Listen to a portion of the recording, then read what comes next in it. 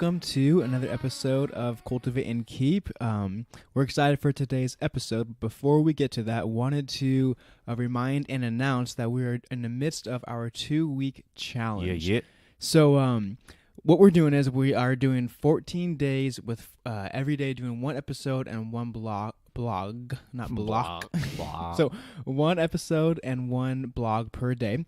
And this is kind of like a 2-week challenge, kind of how we are proposing it. And so what that means for you guys is you have an opportunity to win a few items. So if you come in first place, you can win a brand new Kindle Paperwhite, a choice of any book from Cultivate and Keep /favorites, and a t-shirt and a hat. Limited time. That's a lot of stuff. Exclusive run, Cultivate and Keep, t-shirt and hat. That's a lot. In the second place, you can win a t-shirt and a hat. And third place, you can win your choice of a book. So three winners. Yeah, so 3 winners. And so what it takes to win is, what we need you guys to do is to go to cultivateandkeep.com/challenge. And right there, you will be directed to the page where you can put in a few, some quick info, take you about a minute to set up, and then you can share the episode or the blog that you're reading that day.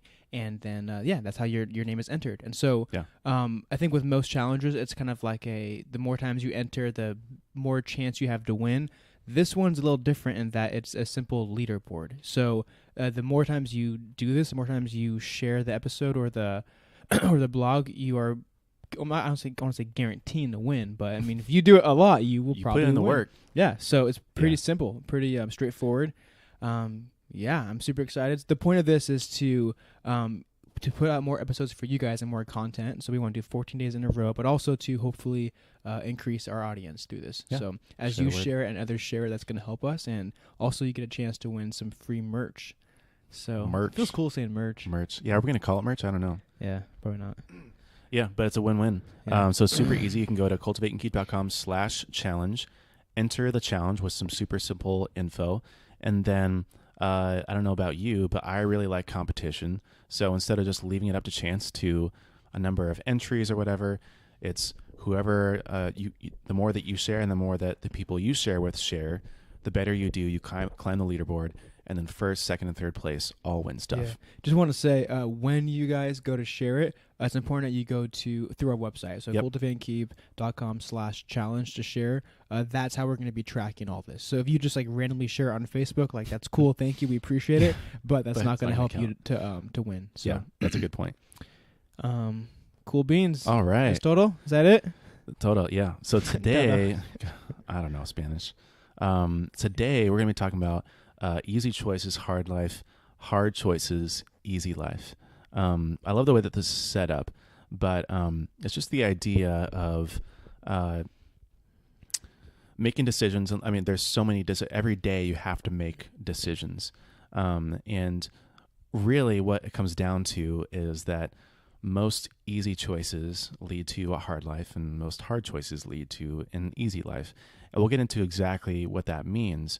But the reason why we want to talk about this is because, we're always trying to challenge you to grow spiritually, to grow personally, to level up your relationship and your walk with God, to level up your relationship with your wife and your family, with your friends, professionally.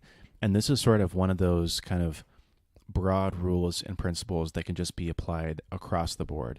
And I know it's helped me a lot in like whatever comes my way of like, is it between X or is it between Y? Is it between A or B? Like, it's almost like whichever one is hardest is usually like the better option, which is a hard thing to swallow. Yeah. But what's the first thing that kind of comes to mind when you think about this?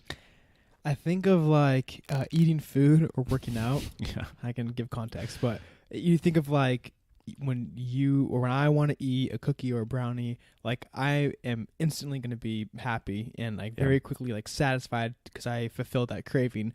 But on the flip side, it's probably like 30 minutes to an hour later, like if there's dairy in it, I'm going to be paying for that. But you already know. Man. But if not, like that has a very negative effect on my body. I feel sick and obviously I gain weight. Yeah. Now at the gym, it's like if I want to do it, like it's going to be rather than being easy at first, it's hard for me. And but like, hopefully down the road later on, it's going to pay off. So it's kind of like switch. So like basically bad things like the good from that comes immediately, but for good stuff that we so into, like the good for that is delayed, and so that's kind of what I think of.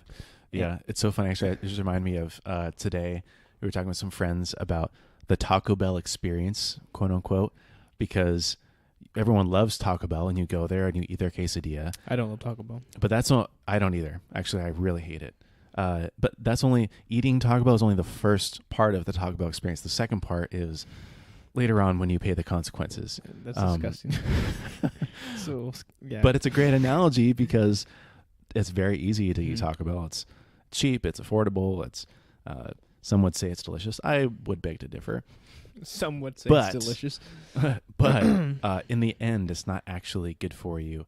It does not do anything for your health, and it also brings you pain later on.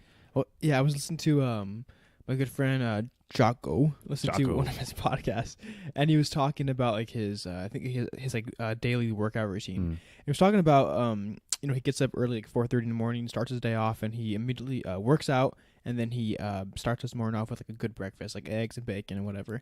And he was talking about that, like when he has a good breakfast, it fuels him for the day, and it makes him like ready to go. And he said when he doesn't start off like exercising and being up early, he's tempted to have like a donut or just junk food.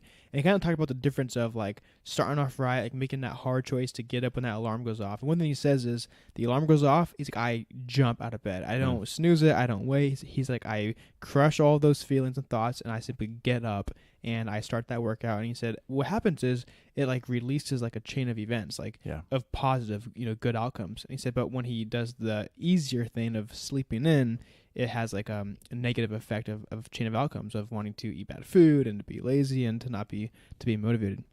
Yeah. It's like this whole principle to me is like, it's such a bummer because it's one of those principles that you just don't want to listen to. And like, I don't want it to be true because it's very hard to accept. And if we go all the way back to the beginning of like, where does this come from?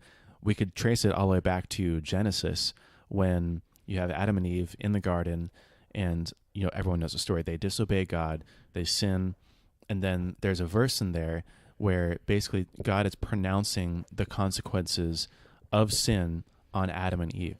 And he says, basically no longer will the ground work for you, it will work against you.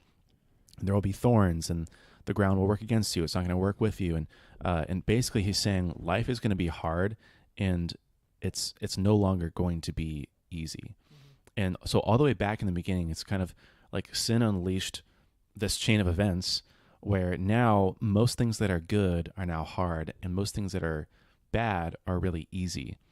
And if you understand that at a very fundamental level, that good things are hard and bad things are easy, it helps you understand this whole concept and make any decision, essentially, because, again, when you wake up in the morning, the easy thing to do is to snooze it, to stay in bed, to not go to work or to, go late, to not eat a good breakfast, to go get the donut, to go get the coffee with 5 cups of sugar in it. That's the easy thing to do, but it's not necessarily the good thing to do. I think that people, probably in large part due to the way that they were raised, fall on the side of like being in opposition to doing stuff that's hard. They don't want to do it, or maybe they're more prone to doing things that are hard. It kind of has me thinking like when I raise my kids, I want to raise them to do hard things, and I also want to raise them to. I'm going to push them to do to follow through on commitments and basically to do things they don't want to do. I think it's important if we can learn that from a young age. Point like right now in our lives where we are really making a lot of choices on our, or I should say all choices on our own. Like hopefully we have good habits of wanting to do hard things, and if not, like right now we're paying for it. Yeah, totally. And this is a concept that I've been thinking about, even as we think about growing and expanding the reach of this podcast, and growing kind of the influence that we have. But even it's other things. It's our professional careers, it's our businesses, it's our relationships, everything. And it's that it's that time is like this great multiplier. And sometimes all that you need is to give something good time. But the same way, bad things over time get worse. So if you think about time as this multiplier, it's almost like this, everyone talks about how like the compounding effect is great, because if you put your money in a bank and let's say it has like a 1% return, well, 1% return over 100 years, like 1,000 X's, 1,000 multiplies your money by 1,000 times, which is fantastic. So, but if you can also do that same principle, not financially, but really in anything in life, whether it's knowledge or relationships or in your habits or the way that you live life. So time is always compounding, and it's either compounding the good things and it's also compounding the bad things. So it makes bad things worse and it makes good things better. I like how you were applying that to the good and the bad, and one thing you pointed out was delayed gratification. And so the things that are good, it's funny, I hate that it's this way. Like as you said that, I'm like so shaking my annoying. head like, yeah, you're right. Like, it doesn't actually have to be like this. Like, right. If we didn't sin. It is. And so I think the basic principle of understanding that, like you're saying, the good things will take time basically, and things that are easier tend to be bad, and it's going to come faster. Yeah. I think just simply understanding that and applying to all areas of life is a very key part, but it's the very beginning. Yeah. So I'm reading this book right now called Atomic Habits by James Clear. By the way, it's a great book. I think, well, if not, it'll definitely be on the cultivateandkeep.com/favorites page. But he says, every action is a vote towards the person you want to be. And he talks about how you have to align your short-term actions with your long-term vision. And it kind of goes in this idea of everything that's good is going to be, we're talking about delayed gratification. All things that are good come later, unfortunately. But all things that are bad are instant. And we naturally want everything to be instant. Mm-hmm. It's kind of, people call us the microwave generation. I don't know if you've heard that before, but it's like everything's instant gratification. Like the food warms up in 30 seconds, the internet goes in 1 second. I order something from Instacart and it's at my door. Amazon Prime takes 2 days. We're not like setting ourselves up very well, but most bad things come present. Do you want to talk about sort of like thinking short term and kind of that whole part of it, and I can talk about long term? Yeah, I was just gonna say that line of align your short term actions with long term vision. I think that's it right there. That's exactly what we're talking about. And I think like applying that to every scenario that you face of like battling this idea of really just delayed gratification is kind of what this is. Like, so when that comes up, well, again, you need to align your short term actions with the long term end game. Mm-hmm. So how do you do that? Well, I think that let's say like refocusing your mind probably daily, because I think that like in the midst of something, when you want something right away, probably if you're not focused, probably 9 out of 10 times you're gonna do the short term game, right? You're gonna do what you want. But I think it's important that you can realign your vision and basically stay focused on what it is that you want. If you have clearly written goals, whether it's to be a certain percentage of body fat, or losing weight, or whatever, or business goals, whatever it is, if you have clearly written long-term goals and your vision is clear, well, then your short-term actions are easier to fulfill. If it's not clear, if it's like I just want to look better, and I just want to make more money, it's like every day you're gonna keep falling. So I think one thing I would say is focus on this statement right here of really aligning your short-term day-to-day actions with your long-term vision. You do that by staying focused and having clear goals. Yeah, totally. Just in general, as human beings, unfortunately, we're very bad at foresight, at casting visions, at thinking ahead in the future. We're always stuck in the moment with the things that are really insignificant. Like it's super easy to scroll through Instagram, to think about what I'm going to watch next on TV, to go to the next meeting, to just kind of twiddle your fingers and wait until you get home from work to be with your wife, your family, whatever it is. And the struggle is to have conviction about the things of the future. So if you're stuck in the present, like you said, then really you don't have any, like, why, if all you think about is the present, why would you do hard things? Mm-hmm.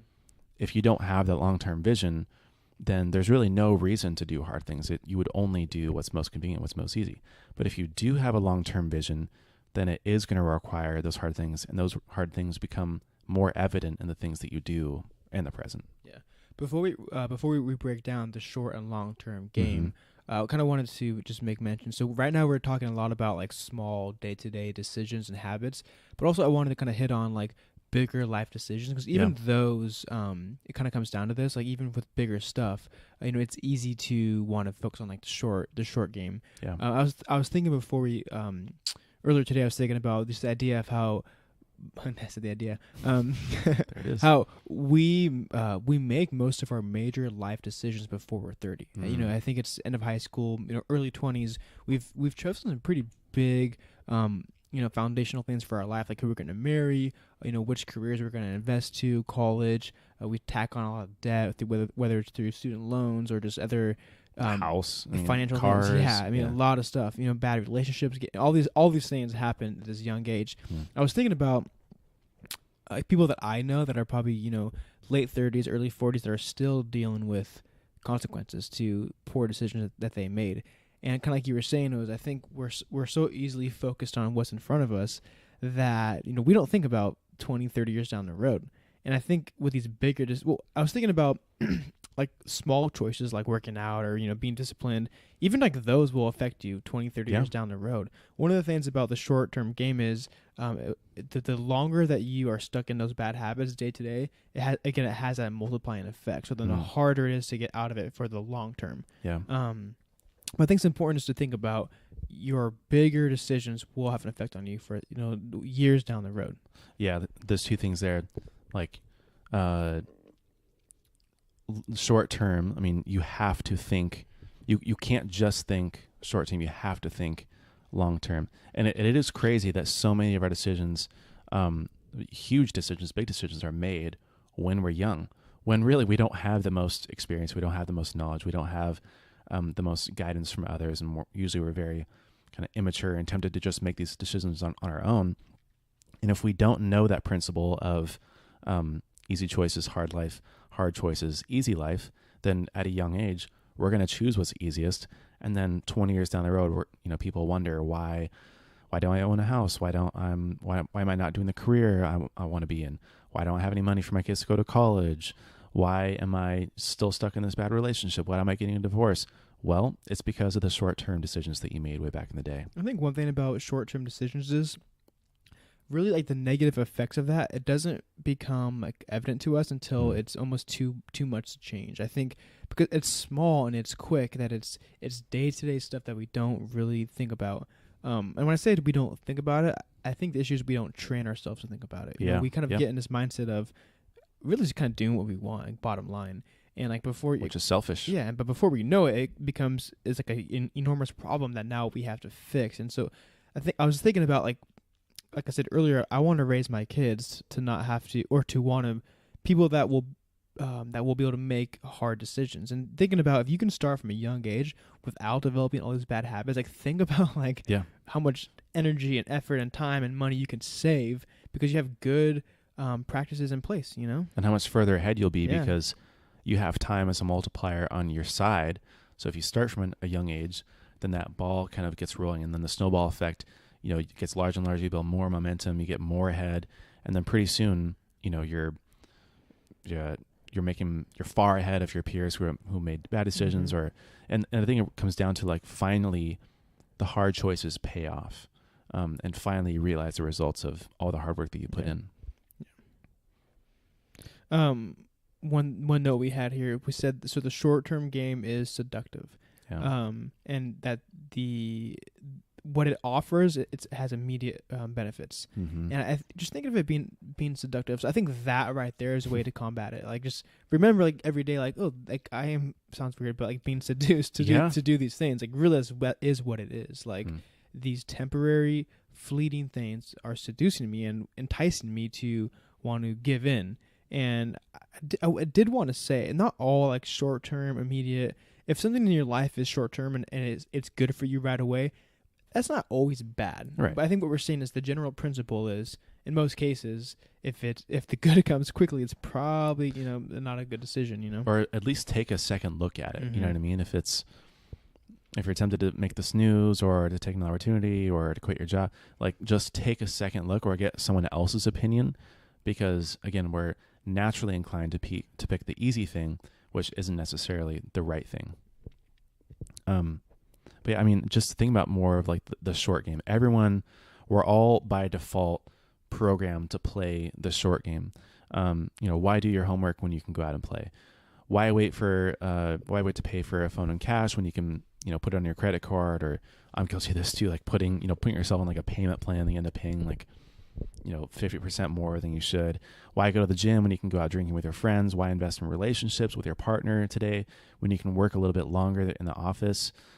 Why learn something boring and read and, invest in your education when you can learn something, that impresses people? You can, be up on the news or, I don't know, scroll, learn meaningless things. Why bust your butt at work to do work before the meeting when you can read the executive summary, pretend like everyone? It comes down to, like, again, not having the long-term vision. It forces you to play the short game by default. Mm-hmm. And really the answer to all those questions is there is no reason unless you have that long-term vision. But we have to train ourselves to think that way. Yeah. I think bottom line, what it comes down to in deciphering between short-term and long-term, playing the long-term game means that you suffer a little bit today. That's really what it comes down to. Yeah. Being willing to, for a little while, do what's hard, and then realizing that there will be benefits. With the short-term game, it's like you're putting that off. You're saying, I'll do it tomorrow. I'll do it the next day. Mm-hmm. But the reality is, tomorrow comes, we don't do it. And so I think just against, as we're saying, have that long-term vision in hand. Think about, okay, when it's time to do the long-term game, and you're actually you're gonna do it. That means you're gonna suffer today, and it's gonna be a little inconvenient and hard. And it may take a while to see benefits, but when they come, like we're saying, you're ahead of the game and it's better. Yeah, I don't know who said it, and there's probably like a bunch of people that said it, but there's the old saying, the best time, the best time to invest in a house was 20 years ago. Mm-hmm. The second best time is right now. Yeah. And I think that's so true, because it's always like, well, tomorrow I will, or next week I will, or the beginning of the month I will, at the beginning of the year I will, next year I will, next time I will. And the reality is that every time that you choose next time is training yourself to choose next time again. Like, you're not doing yourself a favor. If you choose right now, then the next time you're going to be more inclined to choose right now. Yeah. So I'm thinking, okay, so what are the things that, think for yourself, that you're playing a short-term game on that you're putting off? Like, for me, I'm thinking, like, I've been telling myself, me and Connie have been saying we're going to stick to a budget. Mm. And that's like been, like, once we got engaged, that was kind of like, okay, hey, let's, start preparing. Like, let's, be more frugal. And we did it for like a month and it was great, but haven't since. And so, like, I keep putting that off. I've also wanted to get all my finances like organized and everything, like really like sorted out. I haven't done it yet. What else do I want to do? I mean, I think everyone has something on their mind. And it's like, that it's kind of like eating away at you at the back of your mind. Maybe not. That's kind of why I'm bringing this up. Because as we were talking, I was thinking to myself, like, I'm good. Yeah, I don't think I have really anything. Right. And then I just kind of started thinking as you were talking. That's kind of why I was spacing out. I was just thinking, like, what is my? And I was thinking, oh crap, there's a decent lot of amount. Things. I mean, that was just like top of my head, but there's a lot of things I could think of in my personal life, in my business. There's so many things that I am putting off. Yeah. And the reason why is because it's freaking easy. Like, you put it off, and then I just have to I think what it comes down to is you put something off, then you just have to worry about today. Like, when you do like a harder thing, you I think you're unpacking something, and you're almost creating more work for you that day. That makes sense. Yeah. Like, you are picking something apart, and then now today you have to focus on that thing as well. But for me, it's like, I'll do it tomorrow. I just push it off.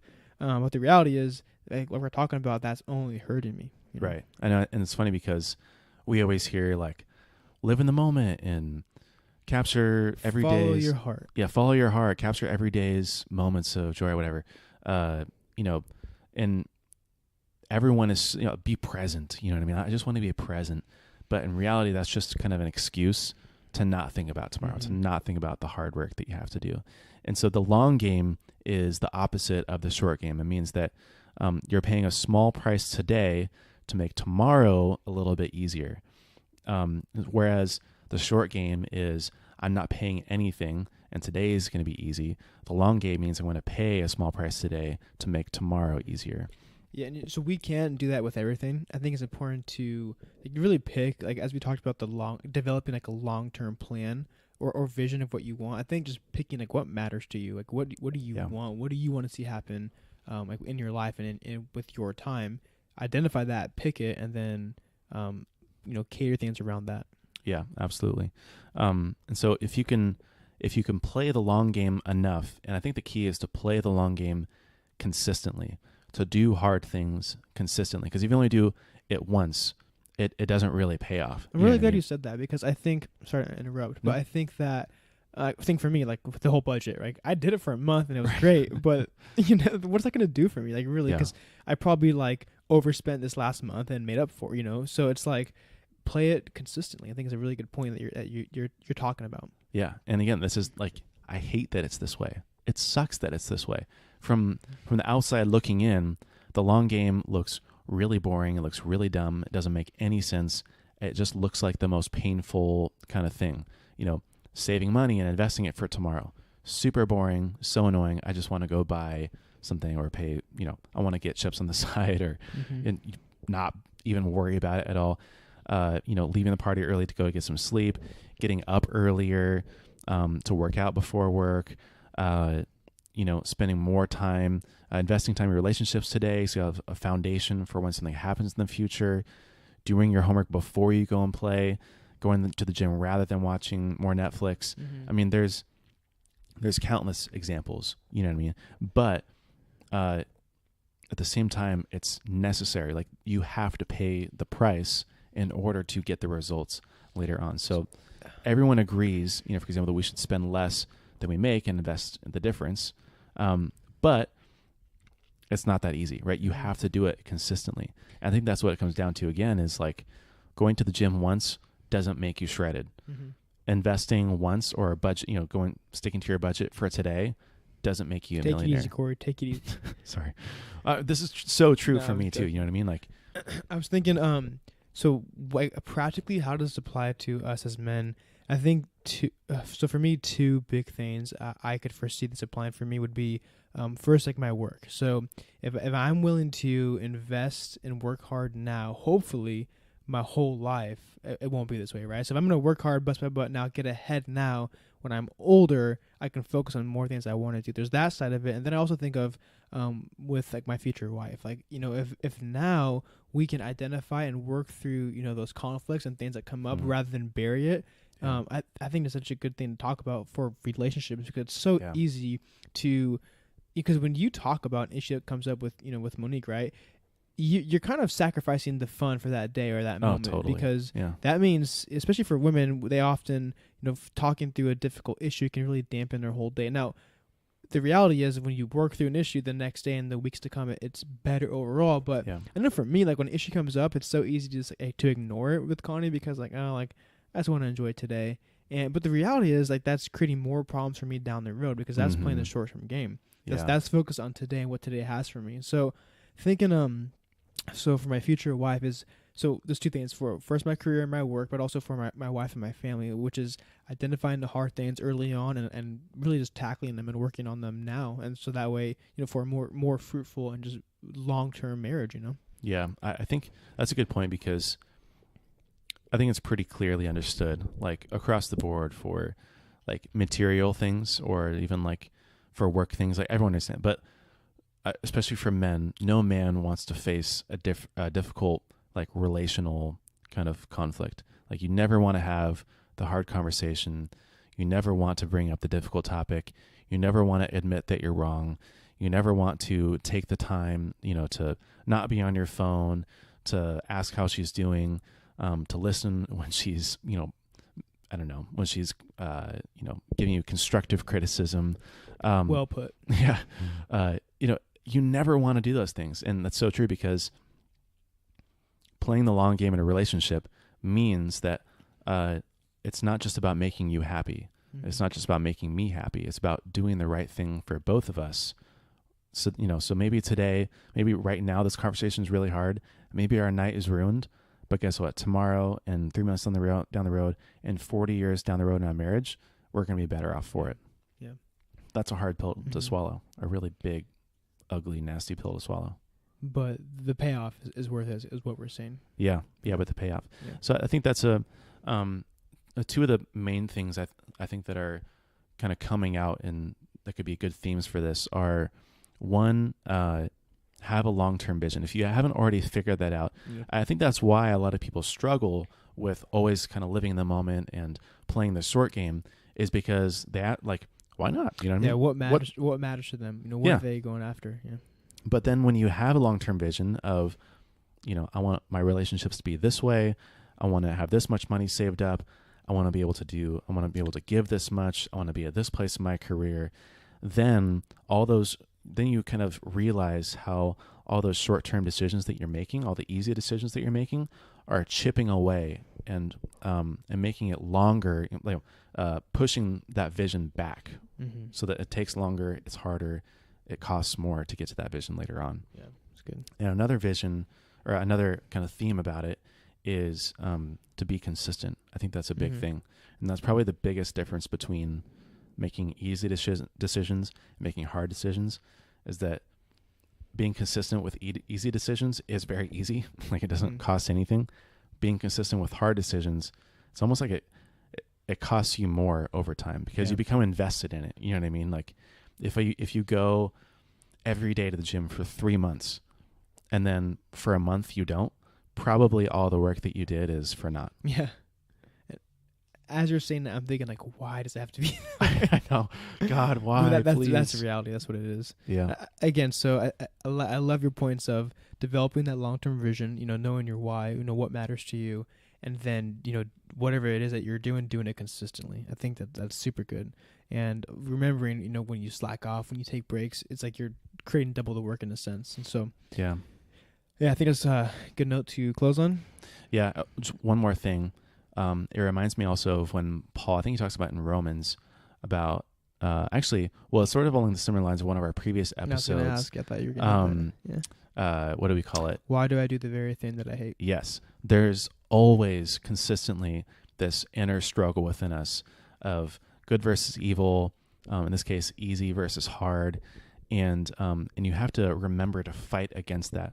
So whatever decisions that you make every day, the habits you're trying to build, the things that you're trying to achieve, remember kind of as a principle, easy choices, hard life, hard choices, easy life. Bada beam, bada boom.